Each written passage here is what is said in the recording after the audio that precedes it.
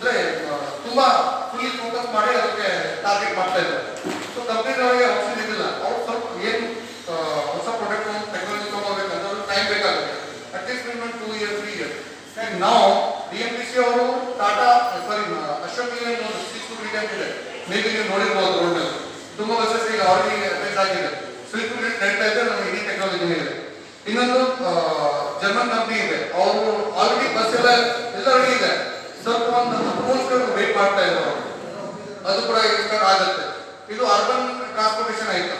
ಈಗ ಗೌರ್ಮೆಂಟ್ ನಾವು ರಿಕ್ವೆಸ್ಟ್ ಏನ್ ಮಾಡ್ತಾ ಇದ್ದೀವಿ ಅಂದ್ರೆ ಗೌರ್ಮೆಂಟ್ ಅವರಿಗೆ ನಮ್ಮ ಇಂಡಿಯನ್ ಕಂಪ್ನಿ ಆಲ್ರೆಡಿ ಆಗ್ತಾ ಇದೆ ಮೀಟಿಂಗ್, ಬಟ್ ಅದು ಇನ್ನೂ ಇಂಡಿಯನ್ ಬಿಗ್ ಬ್ರಾಂಡ್ ಯಾವ ಇದ್ದಾರಲ್ಲ ಅವ್ರ ಜೊತೆ ಮೀಟಿಂಗ್ ಮಾಡಿ ಟೈರ್ 2 ಸಿಟಿಯಲ್ಲಿ ಕೂಡ ನಾವು ಒಂದು ಪ್ರಮೋಟ್ ಮಾಡಬೇಕು. ಈಗ ಮೋಸ್ಟ್ಲಿ ಏನ್ ಯೂಸ್ ಆಗ್ತಾ ಇದೆ ಅಂದ್ರೆ ಅರ್ಬನ್ ಸಿಟಿಯಲ್ಲಿ ಯೂಸ್ ಆಗ್ತಾ ಇದೆ. ಟೈರ್ 2 ಸಿಟಿಯಲ್ಲಿ ಕೂಡ ಯೂಸ್ ಆಗ್ಬೇಕಾ, ಇನ್ಫ್ರಾಸ್ಟ್ರಕ್ಚರ್ ಕೂಡ ಅಲ್ಲಿ ಆಗ್ತಾ ಇದೆ. ಪ್ರೈವೇಟ್ ಪ್ಲೇಯರ್ಸ್ ತುಂಬಾ ಇಂಟ್ರೆಸ್ಟ್ ಇದೆ. ಗೌರ್ಮೆಂಟ್ ಅವರು ಸ್ವಲ್ಪ ಪ್ರೈವೇಟ್ ಪ್ಲೇಯರ್ ಜೊತೆ ಕೊಲಾಬರೇಟ್ ಮಾಡಿ ಅದಕ್ಕೆ ನಾವು ಇಂಪ್ರೂವ್ ಮಾಡ್ತೀವಿ. ಈಗ ಆತ್ಮನಿರ್ಭರ ಭಾರತದಲ್ಲಿ ಎಲ್ಲ ಮೇಕ್ ಇನ್ ಇಂಡಿಯಾದಲ್ಲಿ ಮಾಡಿದ್ದೀರಾ, ಬಟ್ ವೆಹಿಕಲ್ ರೇಟ್ ಎಲ್ಲ ತುಂಬಾ ಕಾಸ್ಟ್ಲಿ ಇದೆ. ಮಧ್ಯಮ ವರ್ಗದವರಿಗೆ ಪರ್ಚೇಸ್ ಏನ್ ಹೇಳ್ಬೋದು, ಇಂಡಿಯಾದಲ್ಲೇ ಮೇಕಿಂಗ್ ಮಾಡಿ ಇಷ್ಟೆಲ್ಲ ಕಾಸ್ಟ್ಲಿ 2 lakhs ಇದೆ ಟೂ ವೀಲರ್. ಅದರಲ್ಲಿ ನಾನು ಏನಲ್ಲ ಈಗ ಬೈಕಲ್ಲಿ ಏನಂದ್ರೆ ನಿಮ್ಗೆ ವೆಹಿಕಲ್ ಸಿಗತ್ತೆ 24,000 ಲಿಂದ ನಿಮ್ಗೆ 2 lakhs ಕೂಡ ಸಿಗತ್ತೆ. ಅಂದ್ರೆ ಪ್ರೀಮಿಯಂ ಬೈಕ್ ಕೂಡ ಇದೆ sir. Depend on vehicle quality, vehicle ಅದೆಲ್ಲ. ಈಗ ಏನ್ ನಮ್ಮ ಇಂಡಿಯಾದಲ್ಲಿ ಏನಾಗ್ತಾ ಇದೆ, ಮೋಸ್ಟ್ಲಿ ಇಂಪೋರ್ಟೆಡ್ ವೆಹಿಕಲ್ಸ್ ಇನ್ನು ಜನ ಪ್ರಿಫರ್ ಮಾಡ್ತಾ ಇದ್ದಾರೆ. ನೋಡೋಣ ಯಾವ ತರ ಇದೆ ವೆಹಿಕಲ್ಸ್. ನಾವು ಫಸ್ಟ್ ಈಗ ನೀವು ಬ್ರಾಂಡೆಡ್ ಹೋಗಿದ್ರೆ ಏಕಲ್ ಇದೆ, ಏಕಲ್ ನಿಮಗೆ ಆಟೋ ಸೇಲ್ ಸರ್ವಿಸ್ ಅವ್ರು ಇಷ್ಟು ಚೆನ್ನಾಗಿದೆ, ನಿಮ್ಗೆ ಏನು ಇಷ್ಟ ಆಗಲ್ಲ, ವೆಹಿಕಲ್ ಕ್ವಾಲಿಟಿ ಆಗ್ತಿದೆ. ಅದು ಡಿಪೆಂಡ್ ಆನ್ ಪ್ರೈಸಿಂಗ್ ಆಲ್ಸೋ. ಕೆಲವೊಂದು ರೇಟ್ಸಲ್ಲಿ ಇದೇ ಥರ ವೆಹಿಕಲ್ಸ್ನ 45,000 ಇಂದ 50,000ಗೆ ಸಿಗ್ತಾ ಇದೆ. ಅವ್ರಿಗೆ ಏನು ವರ್ಕ್ ಆಗ್ತಾ ಇದೆ? ಅದು ಕ್ವಾಲಿಟಿ ಇರುತ್ತೆ, ನಿಮ್ಗೆ ಅದು ಸ್ಪೀಡ್ ಕ್ವಾಲಿಟಿ ಇದೆ, ಅದು ಬೇರೆ ಬೇರೆ ಇದೆ. ಅಂದ್ರೆ ಟೆಕ್ನಾಲಜಿ ಚೇಂಜಸ್ ಇರುತ್ತೆ. ಜನ ಜಾಸ್ತಿ ಆಗೋದು ಬೇಕಾ, ಇಲ್ಲ ಹೈ ಕಾಸ್ಟ್ಲಿ ಇತ್ತು ಒಬ್ರೋ ಇಬ್ರೋ ತಗೊಳ್ಳೋದು ಬೇಕಾ? ಇಲ್ಲ madam, high cost applicable for all vehicles. Electric vehicle ನೋಡಿ, ಈ ಕಾರ್ ನೋಡಿ 35 ಲಕ್ಷ ಇದೆ, 50 ಲಕ್ಷ ಇದೆ, 1 ಕೋಟಿ ಇದೆ, ಯಾವ್ದು 8 ಲಕ್ಷ ಇದೆ, 14 lakh 15 lakh 5 ಲಕ್ಷ ಇದೆ. ಮಾಸಿ ಇನ್ ಲೆವೆಲ್ ತಗೊಂಡಿಲ್ಲ ಅದು. That is not right way of comparing. So somebody launch growth vehicles and increase it, somebody features ನ ಕಮ್ಮಿ ಮಾಡ್ತಾರೆ. ಸೊ ಅದಕ್ಕೆಲ್ಲ ಕರೆಕ್ಟ್ ನಾವು ಗೆಲ್ಲಿಕ್ಕಾಗಲ್ಲ. ಮ್ಯಾನುಫ್ಯಾಕ್ಚರಿಂಗ್ ಬೇರೆ ಸರ್. ಈಗ ಸರ್ವಿಸ್ಗೆ ಅಂತ ಹೋದ್ರೆ ವೆಹಿಕಲ್ ಕಾರ್ಗಿಂತ ಕಾಸ್ಟ್ಲಿ ಆಗುತ್ತೆ. ಯಾವುದು ಈ EV ವೆಹಿಕಲ್ಸ್ 2 wheelers ಸಿಂಪಲ್ ಸ್ಟ್ಯಾಂಡಲ್ಲಿ ಒಂದು ಪೀಸ್ ಹಿಂಗೆ ಹೋಗಿದೆ ಅಂದರೆ 7,000 rupees ಸರ್. ಅದು ಫುಲ್ ಚೇಂಜ್ ಮಾಡಬೇಕು ಅಂತ ಕಾರಣ ಏನಂದ್ರೆ ಕಾಂಪಿಟೇಟರ್ಸ್ ಇಲ್ಲ ಅವರಿಗೆ. ಅಲ್ಲ ಈ ಲೆವೆಲ್ ಹೋಗ್ತಾ ಇದೆ ಗುರು ಚೈರತ್ರ ಹೋಗಿ ತಗೋ.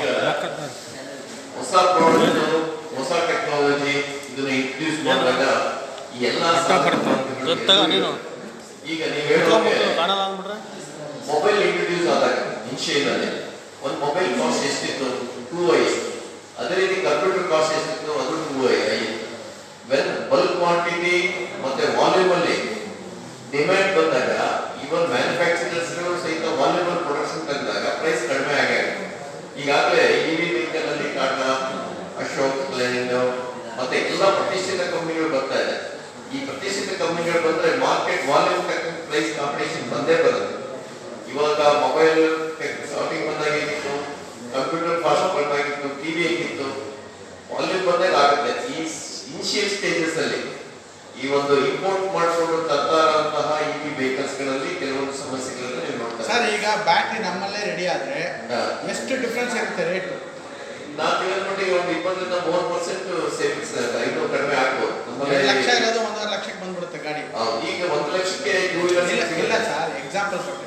30% ಅದು ಇಟ್ಕೊಳ್ಳಿ, 50% ನೀವು ಹೇಳಿದ್ರೆ. ಸೊ ನಾವು ಇಲ್ಲೇ ಮಾಡಿದ್ರೆ ಆಗುತ್ತೆ. ಈ ನಿಟ್ಟಿನಲ್ಲಿ ಭಾರತ ಸರ್ಕಾರ ಬಹಳ ಮಟ್ಟಿಗೆ ಇಂಡಿಜಿನಿಯಸ್ ಆತ್ಮನಿರ್ಭರ ಮೇಕ್ ಇನ್ ಇಂಡಿಯಾದಲ್ಲಿ ಬಹಳಷ್ಟು ಉತ್ತೇಜನವನ್ನು ಕೊಡ್ತಾ ಇದ್ದಾರೆ.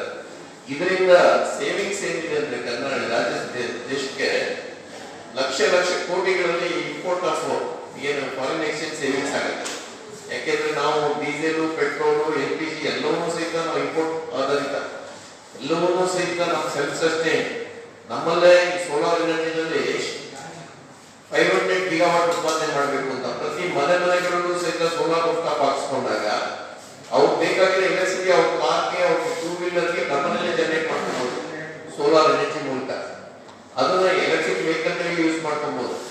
ಈ ರೀತಿ ಮಾಡ್ಕೊಂಡಾಗ ಏನಾಗುತ್ತೆ, ಬಹಳಷ್ಟು ಉಳಿತಾಯ ಕಸ್ಟಮರ್ಗೂ ಆಗುತ್ತೆ, ದೇಶಕ್ಕೂ ಆಗುತ್ತೆ. ಮತ್ತೆ ಕಾರ್ಬನ್ ಎಮಿಷನ್ಸ್, ಕಾರ್ಬನ್ ಡೈಆಕ್ಸೈಡ್ ಇವತ್ತು ಡೆಲ್ಲಿನಲ್ಲಿ ನೋಡಿ ಎಷ್ಟಾಗಿದೆ, 50 ಡಿಗ್ರಿ ಮೇಲೆ ತಾಪಮಾನ ಹೋಗಿದೆ. Because of this environmental climate change effects.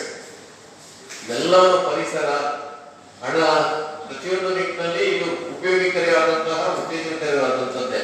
But initial stages ಅಲ್ಲಿ ಏನು ಪಿಕಪ್ಸ್ ಗಳಿರುತ್ತೆ ಇದುಗಳನ್ನ ರಿಸರ್ವ್ ಆಗೇ ಆಗುತ್ತೆ. ವಾಲ್ಯೂಮ್ ಪ್ರೊಡಕ್ಷನ್ ಆದಾಗ ಪ್ರೈಸ್ ಕಡಿಮೆ ಆಗೇ ಆಗುತ್ತೆ. 100% ಗ್ಯಾರಂಟಿ. ಸರ್, ಈಗ ಗೌರ್ಮೆಂಟ್ ಸಬ್ಸಿಡಿ ಕೊಡ್ತಾ ಇದೆ, ಇದನ್ನ ಉತ್ತೇಜನ ಕೊಡಬೇಕು ಅಂತ ಹೇಳಿ. ಆ ಸಬ್ಸಿಡಿ ಹೊರತುಪಡಿಸಿದ್ರು ಇನ್ನೂ ಜನಸಾಮಾನ್ಯರಿಗೆ ಎಲೆಕ್ಟ್ರಿಕಲ್ ವೆಹಿಕಲ್ ಕೊಡೋಕ್ಕೆ ಕಾಸ್ಟ್ಲಿ ಅನಿಸುತ್ತೆ. ನಿಮ್ಮ ಎಕ್ಸ್ಪೋರ್ಟ್ ಇಂದ ಗೌರ್ಮೆಂಟ್ಗೆ ಏನಾದ್ರು ಪ್ರಪೋಸಲ್ ಕೊಡ್ತೀರಾ? ಕಾಸ್ಟ್ ಆಫ್ ಅಂದ್ರೆ ಇನ್ನೂ ನೀವೇನೋ ಅನುದಾನ ಜಾಸ್ತಿ ಕೊಟ್ಟು ಅದನ್ನ ಮ್ಯಾನೇಜ್ ಮಾಡ್ಬೋದಾ ಅಂತ ಗೌರ್ಮೆಂಟ್ಗೆ ಏನಾದ್ರು ಪ್ರಪೋಸಲ್ ಕೊಡ್ತೀರಾ? ಸರ್, ಮೊದಲು ಸಬ್ಸಿಡಿ ಕೊಡ್ತಾ ಇದ್ರು. ಕಳೆದ 2 ವರ್ಷದಿಂದವ ಇದು ಪಾಪ್ಯುಲರ್ ಆಗಿರೋದ್ರಿಂದವ ಸಬ್ಸಿಡಿನ ವಿಡ್ರಾ ಮಾಡಿಬಿಟ್ಟು ಬ್ಯಾಂಕ್ ಅಲ್ಲಿ ಲೋನ್ ಕೊಡ್ಲಿಕ್ಕೆ ಎಲ್ಲ ವ್ಯವಸ್ಥೆ ಮಾಡಿದ್ದಾರೆ. ಈ ಯಾವ ತರ ಅಂತಂದ್ರೆ, ಮೊದಲನೇ ನಮ್ಮ ಅಧ್ಯಕ್ಷರು ಹೇಳಿದಂಗೆ, ನಮ್ಮ ಅಸೋಸಿಯೇಷನ್ ಅಧ್ಯಕ್ಷರು ಹೇಳಿದಂಗೆ, ಫಸ್ಟ್ ಸೋಲಾರ್ ಇಂಟ್ರೊಡ್ಯೂಸ್ ಆದಾಗ ಎಷ್ಟು ಎಕ್ಸ್ಪೆನ್ಸಿವ್ ಇವತ್ತು ಎಲ್ಲಿವರೆಗೂ ಬಂದಿದೆ. ಇವಾಗ ನಾವು ಈ ಎಲೆಕ್ಟ್ರಿಕ್ ವೆಹಿಕಲ್ ಅಲ್ಲಿ ನೇಸೆಂಟ್ ಸ್ಟೇಜ್ ಅಲ್ಲಿ ಅಂದ್ರೆ ಮೊಳಕೆ ಪರಿಸ್ಥಿತಿಯಲ್ಲಿ ಇದೀವಿ. ಈಗ ಇದು ಬೆಳಿಬೇಕು. ಇದು ಬೆಳೀಲಿಕ್ಕೋಸ್ಕರನೇ ಈ ತರ ನಾವು ಎಕ್ಸಿಬಿಷನ್ಸ್, ಆಮೇಲೆ ಸೆಮಿನಾರ್ಗಳು, ಕಾನ್ಫರೆನ್ಸ್ಗಳು, ಈಗ ಗೌರ್ಮೆಂಟ್ ನವರು ಸಹ ನಮ್ಗೆ ಸಪೋರ್ಟ್ ಮಾಡ್ತಾರೆ. MSME ಅವರು ಇದಕ್ಕೆ ಮೇನ್ ಸ್ಪಾನ್ಸರ್ ಆಗಿ ಬಂದು ನಮಗೆ ತುಂಬಾ ಪ್ರೋತ್ಸಾಹ ಕೊಡ್ತಾ ಇದ್ದಾರೆ.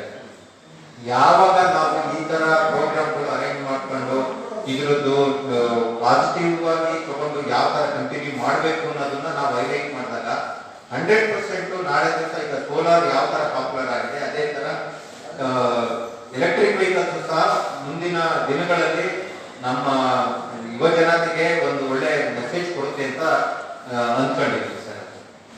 ಸರ್, ಈಗ ಈ ಇವಿ ವೆಹಿಕಲ್ಗಳಲ್ಲಿ ಬ್ಯಾಟ್ರಿದು ತುಂಬಾ ದೊಡ್ಡ ಎಕ್ಸ್ಪೆನ್ಸಿವ್. ಫ್ಯೂಚರ್ ಡೇಸಲ್ಲಿ ಏನಾಗ್ಬೋದು? ಲಿಥಿಯಂ ನಮ್ಮಲ್ಲೇ ಸಿಗ್ತಾ ಇದೆ, ಮಾಸ್ಟರ್ದೇ ಸಿಗ್ತಾ ಇದೆ. ಲಿಥಿಯಂ ಹೇಗಾಗ್ಬೋದು ಫ್ಯೂಚರಲ್ಲಿ? ಬ್ಯಾಟ್ರಿ ಕಾಸ್ಟ್ ತುಂಬಾ ಇದೆ ಸರ್. ಆಕ್ಚುಲಿ ಬ್ಯಾಟ್ರಿ ಕಾಸ್ಟ್ ಬಗ್ಗೆ ಮಾತಾಡಲಿಕ್ಕೆ ಎಕ್ಸ್ಪೀರಿಯನ್ಸ್, ಆಕ್ಚುಲಿ ಅದ್ರ ಬಗ್ಗೆ ಸ್ವಲ್ಪ ನಾಲೆಡ್ಜ್ ಇದೆ. ನಾನು ಅದ್ರ ಬಗ್ಗೆ ಮಾತಾಡಕ್ಕೆ ಇಷ್ಟಪಡ್ತೀನಿ.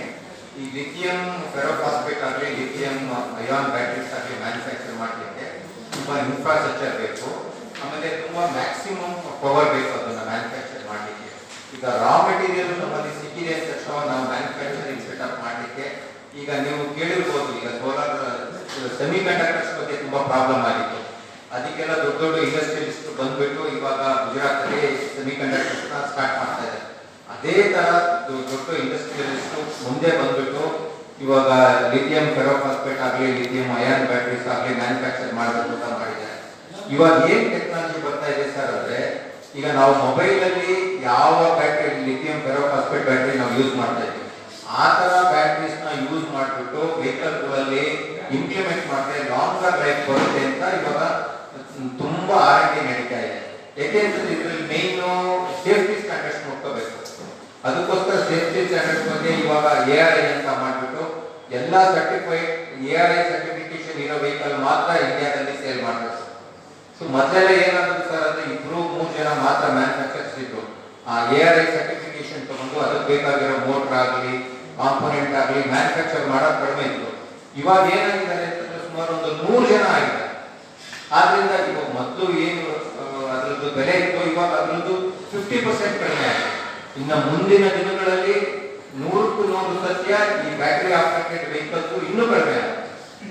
ಇವಾಗ ಇನ್ನೂ ಏನೇನು ಟೆಕ್ನಾಲಜಿ ಬರ್ತಾ ಇದೆ, ಈಗ ನಮ್ಮ ಕೊಲೀಗ್ಸ್ ಹೇಳಿದಂಗೆ ಹೈಡ್ರೋಜನ್ ಸೆಲ್ಸ್, ಫ್ಯೂಯಲ್ ಸೆಲ್ಸ್ ಅದೆಲ್ಲ ಬಂದಾಗ 100% ಇದ್ರ ಬಗ್ಗೆ ತುಂಬಾ ಟೆಕ್ನಾಲಜಿಕಲ್ ಡೆವಲಪ್ಮೆಂಟ್ ಅಂತ ಆಗಿದೆ.